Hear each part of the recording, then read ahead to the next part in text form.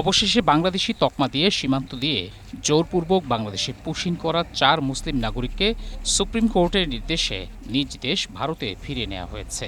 বুধবার পশ্চিমবঙ্গের মালদা সীমান্তের মহদীপুর চেকপোস্ট দিয়ে ওই ৪ জনকে ফিরিয়ে নেয় ভারতীয় কর্তৃপক্ষ।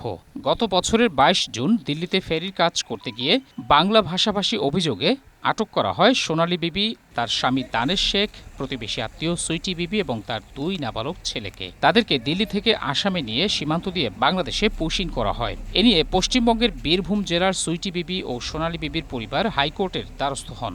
এরপর সেই মামলা গড়ায় সুপ্রিম কোর্ট পর্যন্ত।